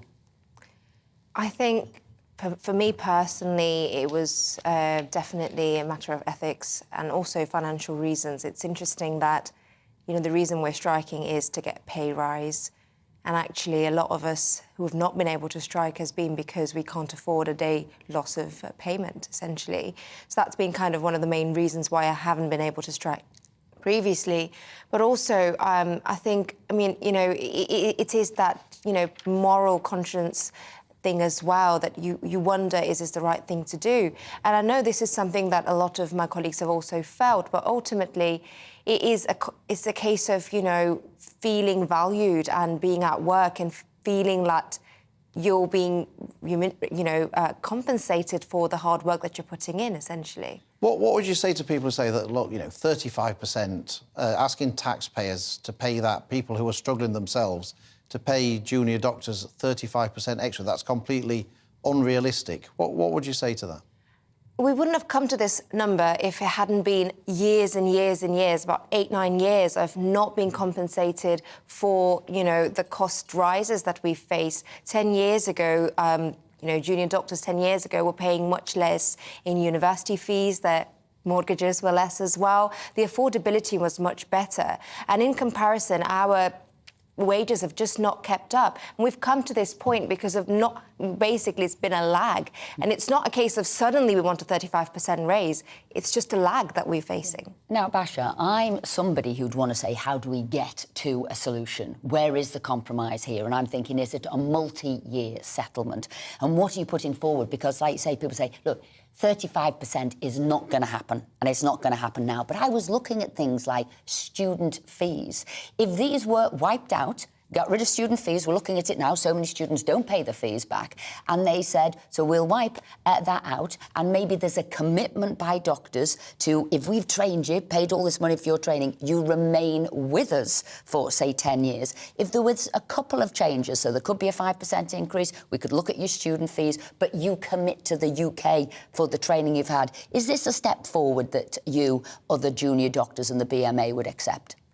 I can't speak for all junior doctors. I can't speak for the BMA either. And I know the people who have been negotiating have been doing this, taking very much a lot of things into consideration. They're much more experienced than I am in dealing with the numbers. I mean, if you tell me... But if it's you, because you're here and you've said that, this is not for anybody else, but me personally, if I gave this solution to you...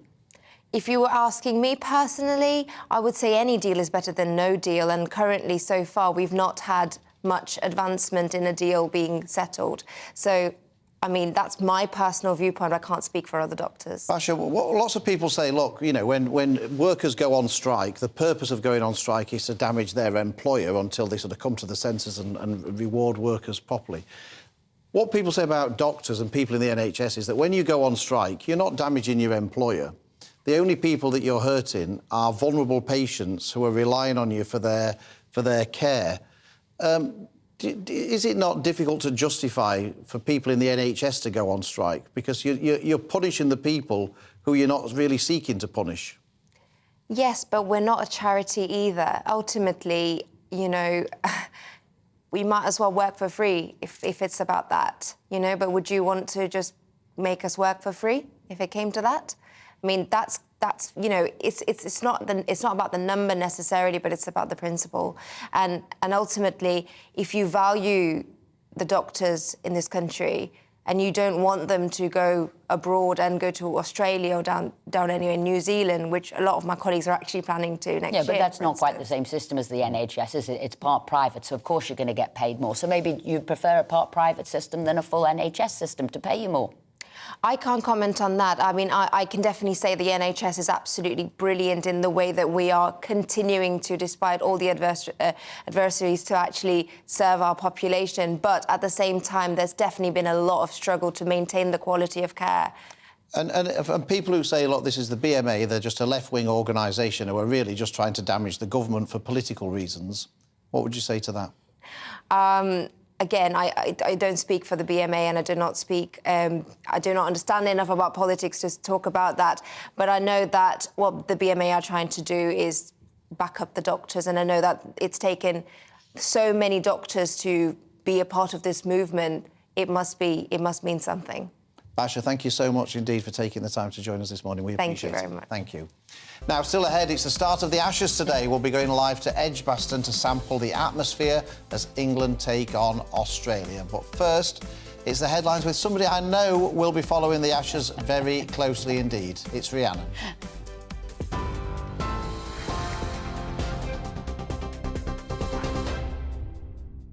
Oh, Phil, you know me well. I will indeed. It is 11:33, your top stories from the GB newsroom.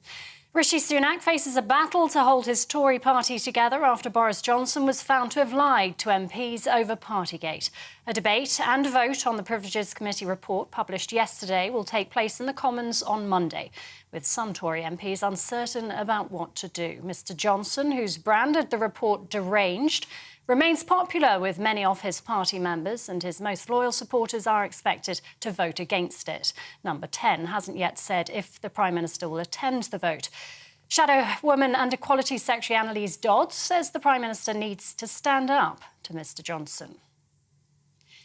The deadline for questioning the suspect in the Nottingham knife attacks expires later. Detectives were granted a further 36 hours to question a former university student arrested on suspicion of murder. Last night, family members of the three victims gave powerful tributes to their loved ones at an emotional vigil. Thousands lined the city centre to pay their respects to Barnaby Webber, Grace O'Malley Kumar and Ian Coates. The former Director General of the Police Watchdog has been charged with raping a girl under 16. Michael Lockwood is accused of 6 counts of indecent assault and 3 counts of rape against the teenager. The Crown Prosecution Service says the 64-year-old allegedly committed the crimes during the 1980s. He left the Independent Office for Police Conduct in December after it emerged he was being investigated over a historical allegation. And by mutual agreement, Spotify has ended its lucrative deal with the Duke and Duchess of Sussex. Meghan Markle hosted just the one podcast series as part of the deal called Archetypes, which ran for 12 episodes. The couple signed the deal with the streaming giant, estimated to be worth around £18 million in late 2020. In a joint statement, the two parties said they were proud of the series they had made together. And you can get more on all of those stories by visiting our website, gbnews.com.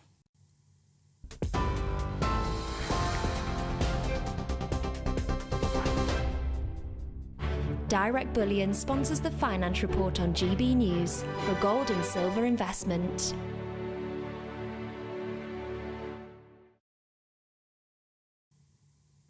Here's a quick snapshot of today's markets. The pound will buy you $1.2796 and €1.1689 euros.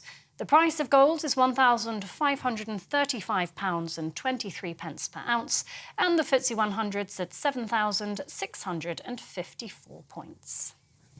Direct Bullion sponsors the Finance Report on GB News for physical investment. First and foremost, I am a GB News fan, and I was before I was working here. Just love the fact that we're asking the questions that a lot of establishment media won't ask. With a bit of a twist, we not only want to inform you, but we want to keep you entertained. It's worth the drive because you get in and the team's all ready and waiting, they're itching to go, and it's a proper little family. GB News is the people's channel. It's the audience that makes the programme sing. We're giving our viewers and our listeners a voice. I see the thousands of your letters, tweets, emails, you name it, coming in. Britain is broken.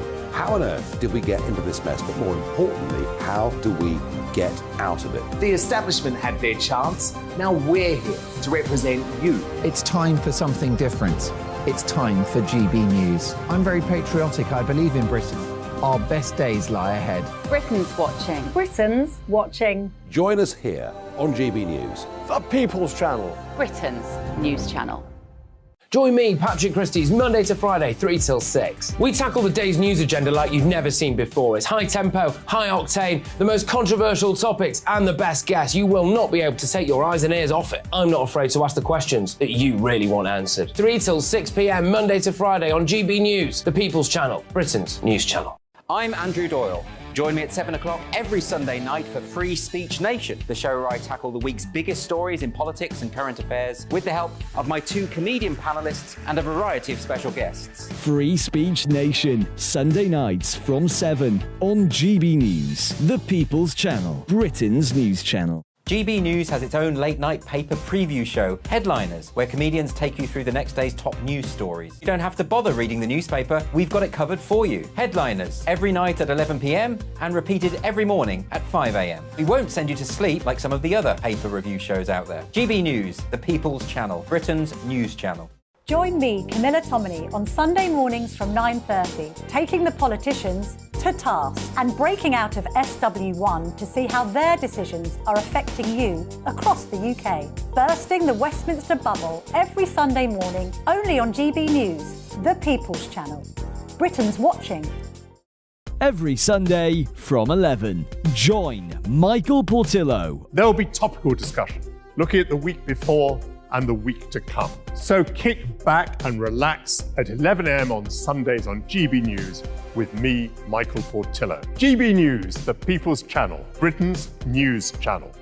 What you get for breakfast is something that, if we do our jobs right, you will wake up to news that you didn't know the night before. It's a conversation. It's not just me and Eamon. We want to get to know you, and we want you to get to know us. From 6, it's Breakfast with Eamon and Isabel. Monday to Thursdays on GB News, Britain's news channel. Hi, I'm Dan Wootton. You can watch me live on GB News Monday to Thursday from 9 p.m. And did you know that you can also watch and listen live on our website, gbnews.com? You'll always be up to date on the latest breaking news, as well as enjoying the best stories, opinions and shows. You can even join the debate under our live player as you're watching. So head straight to gbnews.com on TV, radio and online. GB News, Britain's news channel.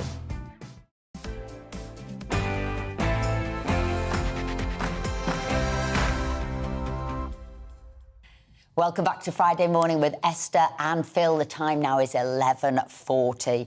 Well, the CEO of the international disaster relief charity, Shelterbox, is campaigning to cancel the phrase natural disaster. Sans Srikanthan says the term has long been widely used by the media to describe tropical storms, floods, earthquakes, volcanic eruptions. But now he says there needs to be an urgent shift in the language we use to dispel the myth that nothing could have been done to prevent it. Sans Srikanthan joins us now. So you're saying absolutely nothing is a natural disaster? I think what we're saying, first of all, is that we too at Shelterbox have been using the term natural disaster. So we're not saying that we've been above reproach, but more that although these events occur, and earthquakes certainly are natural events, the disaster element is not natural, as in we have the power in the 21st century to really mitigate the impact it has on the most vulnerable and actually do preparedness and community resilience building so that we don't need to respond to a massive disaster, but a much more manageable event. So there's a lot in there that we don't need to accept as natural. And using the word natural implies that's just the way it is. That's the reality of the world. And I think we can do better. I think the way you're saying it, though, is somebody's to blame and therefore we'll go for financial recompense. That's absolutely not what I'm saying. I'm not looking for financial recompense from anyone or blame anyone. It's how can we be better? Because, for example, Shelterbox responds to dozens of disaster events. We have to turn down many more because we don't have the resources. If we prepare communities better, if we pre-position better, if we build resilience in these communities, maybe we won't need to respond at all. Actually, it's about making the money go further by recognizing we can do better in these responses. But Sanj, just to give an example, there might be a place, there might be, I might want to live very close to a river that's never flooded in its entire history. There's a freak weather event which causes flooding and causes problems for a small number of places. Surely you can't really mitigate against that. There's not the number of houses to justify spending a fortune on mitigation. I've taken a risk and it hasn't, it's come with a consequence. I mean, that is just a natural disaster, isn't it? Well, I'm talking about not those rare occurrences, but more places that get flooding year in, year out in Somalia and Pakistan, where the cost of a response is more than we would spend if we did the resilience and preparedness work to prevent it. And it's only a matter of time when the next flooding or event is going to occur.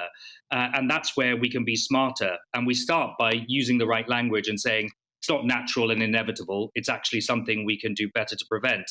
There's always going to be parts of the world where it's such a freak, rare event that nobody could have seen it coming, but there are plenty more places where we can. So, Sanj, how about this? How about instead of spending trillions of pounds in countries like the UK to try and get to net zero, which won't make a blind bit of difference to global temperatures given what's happening around the world, it's just sort of gesture politics and pretty futile at that. How about we spent a lot of that money that we would spend getting to net zero in building up better defences in places around the world against those people who might be impacted by changes in the world's climate to try and stop the disaster element of this affecting them? Would that not be a better use of our money rather than sort of having middle-class people feel good about themselves because we're saying that we're going to get to net zero? Well, look, I'm not a climate specialist. I'm a humanitarian. I respond to disasters. All I can tell you is we're seeing disasters occur more frequently, more unpredictably, and with greater severity around the world. Scientists can tell you the cause. All I know is that we need to do everything to make the air breathable, not get warmer planet, and also make communities more resilient, because that will make our job easier to respond to disasters around the world. Sanj Srikanthan, thank you very much indeed for taking the time to join us. Very interesting discussion. Thank you very much indeed. But it was about the resources and it was about the money going to prevent things. So when I said that, if you can't say natural disaster anymore, and somebody might have thought an earthquake was, and I thought the tsunami was, these have been happening since time began. We live in a natural world and things happen. So it did sound to me that there was a blame and therefore, as they say, the saying goes, a blame and then a claim. Yeah. But look, yeah, we like I say, I think we should spend more money on trying to protect people from disasters rather than trying to change the world's climate, which is never going to happen. Well, that's just my view. Tell us what you think. gbviews@gbnews.com. You might think differently to me. Now, this is what you've been waiting for. Yes, the eagerly awaited Ashes series has already started today with the first test, England versus Australia. England are looking to win their first Ashes on home soil since 2015. Joining us now to give us the latest is GB News West Midlands reporter Jack Carsons. Come on, Jack. We've been here working. You've been there, taking in the atmosphere. Who's batting first? How are we doing? Are we going to win? Fill us in. Well, that's a lot to cover, Esther. Well, tell you what, it was a very nervous atmosphere as the fans headed into Edgbaston Stadium today. Lots of people unsure about how exactly this one is going to go. But the good news is England won the toss and we are batting first. We're around 9 overs in and it's currently 40 runs to 1. So Australia have got a wicket so far, but it's a steady and it's a patient start from England. The crowd, which I can hear from outside the stadium here, are absolutely loving it. They're singing, chanting. England's Barmy Army, which is one of the big supporters clubs for the England cricket team, they've been playing the likes of Jerusalem on their trumpets. It's been a fantastic atmosphere as well. But later on in the day, there's been an important announcement from England's Barmy Army, that supporters group, that in light of the tragic incidents in Nottingham this week, they wanted to do something to commemorate the lives of Barnaby and Grace, who both sadly died, those university students who both sadly died in that incident because of how much of fans they were of cricket. So in the 53rd over this afternoon, which was Barnaby's number on his shirt at his local cricket club, as requested by their teammates, they're going to play a version of Amazing Grace in this stadium. So that's a lovely tribute here at Edgbaston, but the cricket is well underway and it's a great atmosphere. And great weather as well, by the looks of it, Jack. Thank you very much indeed for that. Now, to give us his view on England's chances against Australia is former England cricketer Paul Nixon. Thanks so much for joining us. Jack's just said a solid, patient start. Paul, it seems to me a good day to win the toss and to bat first. Yeah, good morning. It certainly is. The wicket looked an absolute road. It's like the M1 down there. So hopefully England, great toss to win. We can have a big score. And I think over this warm weather over the next few days forecast, then the wicket's going to dry out, it'll crumble a little bit, and that'll really help our spin options. And, by 4 or 5 days, I think it'll turn a lot. But what a start from England. First ball of the day, incredible boundary by Zach Crawley, on the up, through the covers for 4, just what England needed. Now, everyone's expecting a really tight series. What's your expectation? Who do you fancy to win? Well, we've got to fancy England. You know, we've been playing such positive cricket. The Australians are unsure how we're going to go about playing. We've played on a really good pitch. And generally on a really good pitch, that means you're backing your skills against the opposition. You're not trying to go on a turning wicket. You're not trying a really green wicket, which will help the seamers. So it's a nice, good batting true wicket. And, you know, all conditions in England, if the sun's shining, generally it's a batting day. So really important that England can see this new ball off now for the next 15, 20 overs. The seam stays hard and strong. With a really abrasive pitch and a hard wicket, which it is, then the seam will get a little bit softer. It'll be easier for the middle order batsmen when they come in.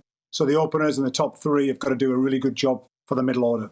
And will the series depend on who does the best between Joe Root and Steve Smith? Is that what the series is going to rest on? Well, two of the world's best, who knows? But you've got to take 20 wickets to win a test match. You've got to bowl people out twice. And, you know, the seamers options, it's going to be fascinating in this series.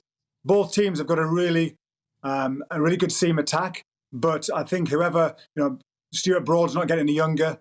James Anderson's not getting any younger. So we're going to have to, you know, do some swapping and changing. Mark Wood's got to come in at some time. So England have got to be smart with their changes in the next few test matches. Paul Nixon, thank you very much indeed for joining us today. Looks fabulous wherever it does, Are we rooting for Root? We certainly are. Good England needs a good Yorkshire. That's what they always say. Anyway, carry on, Phil.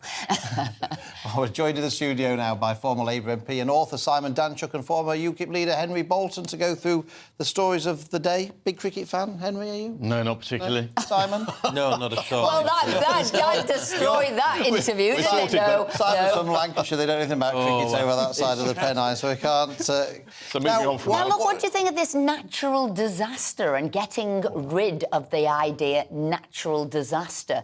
Do you agree with me that means you're just sort of saying somebody's to blame, therefore we want the money up front? Do you think that's what this is about? Impression. I actually think it's a good public relations stunt from this charitable organisation, and I think they're looking for publicity, and it looks like they've done quite a good job at that, actually. Henry, what do you think? Well, some time ago, going back 20 years, I suppose, the police rephrased the phrase road traffic accident to road traffic collision, because the idea was there's always somebody to blame. And, you know, there is an argument there. But, you know, look, there is huge amounts of work, scientific work, particularly going into trying to predict earthquakes, volcanic eruptions, tsunamis, whatever, and trying to mitigate the risk. There's already a tremendous amount of funding, tremendous amount of scientific effort going into that sort of stuff. And I agree entirely. You know, it's a marketing ploy. It's a sort of, let's have a discussion about this. And indeed, maybe there's some validity to that, and saying, look, can we do better? I have no problem with that in any field of work. What do you think about the junior doctor we had in earlier and the junior doctor strike? What do you make of this, Simon? I mean, I just think to go on strike for 35% pay rise and put vulnerable people at risk, I just find it very difficult to defend that. Yeah, no, absolutely. I think it's appalling. I think they should get back to work, and I think it proves that the NHS is broken. And that's the point that you touched upon in that conversation. If you want big pay rises and if you want a different model, then say so. But it might well mean privatising what we've got. You can't have everything. You see, I meet with junior doctors, and when they say, I'm going to go to Australia because I can get more money there, and I say, well, then, if you want to go there, it is a different system. Are you therefore saying in the UK you want a quasi-private NHS, because that's the only way we can double your wages? Or what do you think about, Henry, getting rid of their student loans, because some of them are paying £400 a month? Get rid of that, but tie them into being a doctor in the UK for 5-10 years. I think the other thing about that, I agree, Esther, but I think the other thing about that is that a lot of agency medical staff, and not necessarily doctors here, but nurses, because nurses have much the same sort of problem. But they don't have to pay those student fees in a lot of these countries, and therefore agents, they don't have to repay them, and therefore they're not looking for quite so high salaries. But I think, you know, as Simon says, the NHS, and we have to accept it, the NHS is not an efficient, well-run organisation. And you know, that's a whole big topic in itself, and how we address that. But on the topic specifically of salaries, I Googled it just now, and I don't know whether these are accurate, but from the on Google, it says pretty consistently. Year 1, just under 30,000 for a junior doctor. Year 8 to 10, 58,398 on average. Now, if you add 35% of that, that'll take an 8-year service junior doctor up to 80 grand. Now, if you do that, what about police officers? What about fire and that service? is exactly right. That 35%. And where does that money come from? It comes from government. Tax is going to have to rise. You're driving inflation through higher. You drive a whole cycle of events that is not healthy. And Simon, on that point about higher inflation and whatever, we were discussing earlier about mortgage rates and how difficult it is for homeowners, particularly if they just happen to have the misfortune of coming out of their fixed rate deal at the moment. What do you think the government... Can the government do anything? Are they just sort of just a helpless bystander here in this? Well, they've been trying to do something, haven't they? And you could argue the Bank of England's acted too slowly in trying to address this, and then now they're trying to catch up and they're trying to do it more quickly. An interesting fact that I noticed is that if you compare people who own their homes to those who have mortgages, a majority of people own their home outright. So from a political perspective, compared to those that are still on a mortgage. So from a political perspective, this isn't biting quite as much politically as what it might do. But it's becoming an increasingly difficult issue. I mean, front page here of the Telegraph Business, mortgages to drain savings of 3 million households. That is exceptional. That is a lot. But what can government do? I mean, they can't produce another furlough scheme, only this time for helping people with mortgages. I mean, are the state standing in for absolutely everything, Henry? What's your view? Should they do a furlough scheme for mortgages? Well, not necessarily, but I think we've got there's a whole series of things that compound the problem here. We've got high taxation coming in, OK, which isn't helping the house owner either. You've got the fact that actually the government, I think, has failed to address fuel and energy prices, which weren't something that were consumer-driven. They were external factors that, it's not excess money in people's pockets. But you wouldn't be providing a furlough. Like I said, the state can't keep doing everything. But it is going to be a difficult time. But we're calling for interest rates for no longer to go up. Listen more. Henry, thank you very much indeed. Simon, thank you very much indeed. You've been watching Friday Morning with Esther and Phil. We're back tomorrow at 10 a.m. with the live coverage from the King's First Troop in the Colour. But up next, it's GB News Live and a very warm GB News welcome for Pip Thompson. Hello again and welcome to the GB News forecast from me, Aidan McGivern at the Met Office. Sunny again for many of us today, but cloudier skies are gathering in the west with showers and, in some places, thunderstorms later. Now we're going to see a low pressure edge closer to the UK over the coming days. That will introduce more instability in the atmosphere, more humidity, and as a result, showers and thunderstorms for many through the weekend and the start of next week. But for the time being, actually, for much of the UK, we keep the sunny skies, especially for eastern parts of Scotland into central and eastern England. Unbroken sunshine here. Cloudier further west, hazy sunshine, but also some showers breaking out towards the southwest, but more especially parts of Wales and Northern Ireland, perhaps even some thunderstorms. Where we've got those clouds building, it's a bit cooler, but still the potential for 28 to 29 Celsius for central and southeastern parts of England. Into the evening, showers and thunderstorms will develop a bit more widely across western parts of the UK, especially Northern Ireland, where these thunderstorms may well be severe with frequent lightning and hail.